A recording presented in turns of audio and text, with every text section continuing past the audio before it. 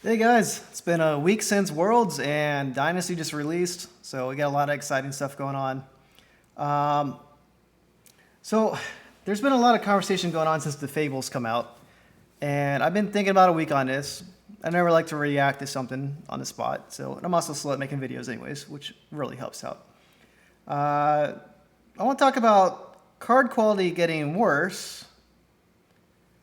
At least it's supposed to get uglier over time. But apparently there are exceptions to that rule, and why I don't like it and why it probably doesn't matter. But before I go to that, I always like to use PowerPoint and all that because I'm kind of lame with that. I want to go over a few things in Worlds. I got to meet James White right here. So I met him before in New Jersey, but I got to say hi to him at San Jose this year. So it was really nice getting to talk to him. Really nice, give me a signed playmat. I didn't go there to meet him to get a signature, and it was really nice. He's like, hey, I got these play mats, let me go ahead and sign one and give it to you. So it was really good talking to him, seeing his excitement, all that. Really cool guy. I've talked to him briefly before, but this time I actually waited in line to say hi to him, all that, because I wasn't playing any events, I wasn't playing the calling, all that. I mainly just stopped by to observe this calling and Worlds event and all that, and really enjoyed it. I was only at the event for a few hours each day. I had some local friends I had to catch up with. But it's really, really cool going down there and seeing all the excitement, all the players, all that. Lots of fun. So back to the topic at hand. Cards are supposed to get uglier over time. There are exceptions. So let's go ahead and go to this. There's many, many examples to go into, but I don't feel like spending hours on this because I'm kind of lazy making these videos in the first place. I only do it when I want to. So Crazy Brew. Originally came out, Welcome to Wrath. You have Unlimited, you have Rainbow Foil versions each one. But eventually they made a promo of it. I forget when or where, but you made the Alt Art Crazy Brew cold foil, right?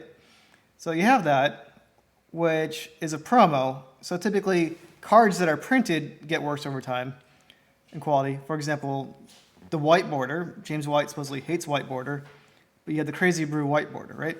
But you have the cold foil variant of that, and that was a promo, right? So that's an exception. And the same thing too is like you might have like tokens or heroes that get printed in cold foils promos. You had the first three potions in Welcome to Wrath that were made cold foil promos, all that. So that was kind of thing. But when they're printed, they typically get lower quality. Tunic's the one that we didn't know what the hell was happening at first, right? So you have the cold foil variant and the first edition, and you have the non-foil. Then Crucible War came out. They're like, hey, let's make a non-foil variant of the Tunic. Okay, we're like, okay, it's not Rainbow Foil, it's not foil, just non-foil. Great. Then they made Unlimited, which is Rainbow Foil, which then was like, okay, well, it's higher quality than the first edition of that. Anyways, no rule or rhyme, whatever's going on. But then you had eventually the white border Tunic come out there. And then the Spring Tunic also had a cold foil variant, extended art, right? The gold foil, I mean. Really, really rare card. Probably should have got one in the beginning, but I wasn't collecting promos that much.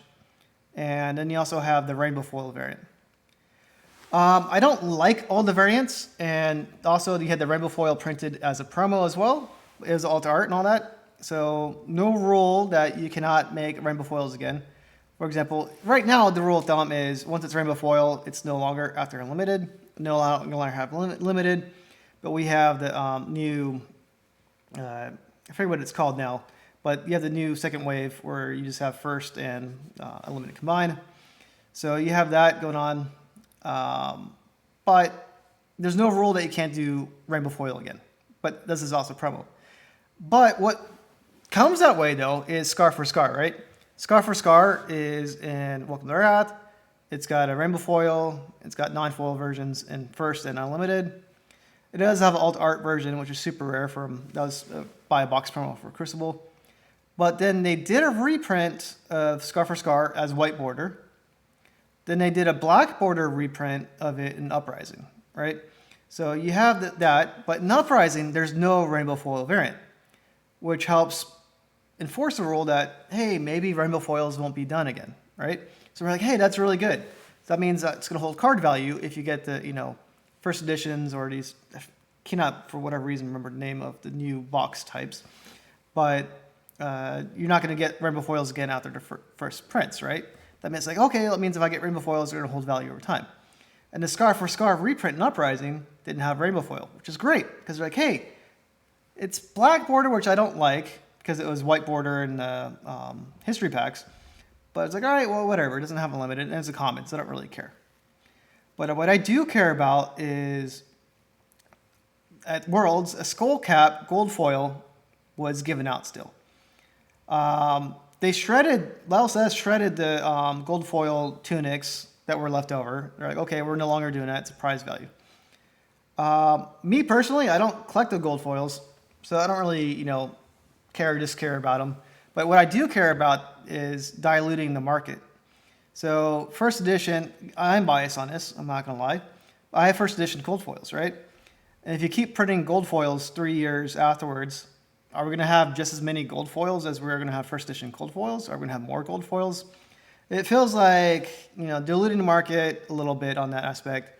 And I feel like if you're going to do gold foils, you might as well do of the newer cards coming out. That's my bias. I feel like either if you're going to do gold foils, get rid of the first 3 sets or only keep it for the markets that haven't got it yet. For example, if you do events in Brazil, Japan, and all that, save the first 3 edition gold foils for them, but why is it still coming out in the United States or whatever? Or it doesn't make sense to me. I'll go off that rant. The one thing I don't like at all, personally, and it's already done, so I'm not gonna bitch about it, not gonna FUD on it and all that, but I don't like the fact that Command and Conquer was now a fable of this set. I mean, yeah, it's a fantastic card. It looks great. I love the artwork on it. But what I don't love about it is card quality. Again, there's no rule on this, no written rule. It's only been verbally communicated that card quality is getting worse over time. So you had rainbow foil, you had non-foil in both first edition unlimited, and then you have the history pack, white border, and then you have the Command and Conquer. It's been upgraded to a Marvel, it's been upgraded to a Fable, and it's been upgraded to cold foil. So, as I mentioned before, is the Super Brew or Crazy Brew was made all cold foil alt art promo, right? But now we have a cold foil alt art Fable Marvel of Command and Conquer. So what I don't like about this is you're taking a card that previously did not exist in cold foil, you're reprinting it, you're getting a fancy new art, and then you're making it cold foil. So that kind of goes against the, rules that we've been living by. Again, nothing official, nothing's broken, just the mental rules that we've been going by is that card quality is supposed to, get better, worse over time, and therefore, like, you get in the early sets or any sets you buy that your card's going to hold value over time because your cards are going to be the highest quality when they're first printed. And now we see this cold foil art of Command and Conquer being done. I just personally don't like it out of principle. I love the card. If I open a pack and get Command and Conquer, I'm probably going to be happy I got it. It's a cool card. This is the first Fable that you actually need 3 of in your deck if you want to be blinged out. I don't think this will impact the values of first edition rainbow foils, as those are super rare. I think about 400 of them. So it's not going to impact the first edition, but I think it's going to impact unlimited rainbow foil card prices for Command and Conquer. And then players will like that because, it drives prices down. What I don't like is the principle of a card going from non-foil, rainbow foil, to cold foil in a printed set. Now, if it was made as a promo or like a award for winning events, I personally wouldn't have cared as much because it would have been more like a prize card.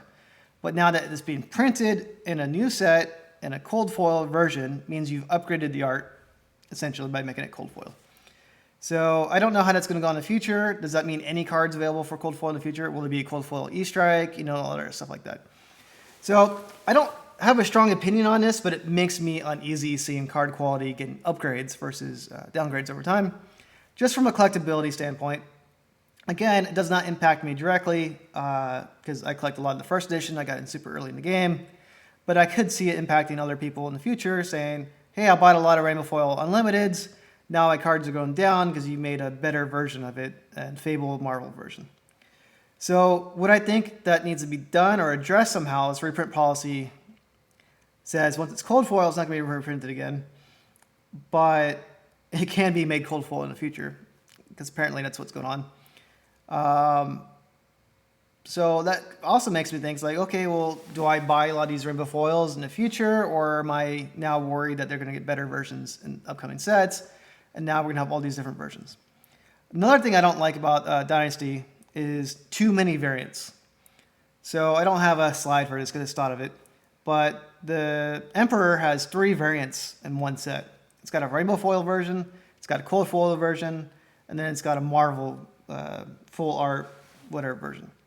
I mean, the cards look fantastic. They're great. And I like that you could get cold foil version of it. But having 3 variants of it, for me personally, ruins the chase a little bit.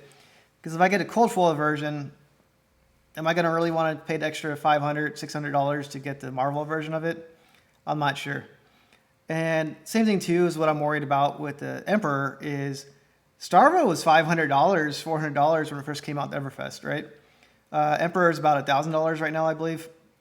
So it's hard to say that value will hold the time. I think the Command and Conquer will be a more valuable card. It's still, I think roughly, if it's just cold foil Marvel version, it's $120, guessing, roughly estimate. It's super rare to get. So, I mean, the Emperor is more rare, but you have 3 variants of it in one set. So just things to think about.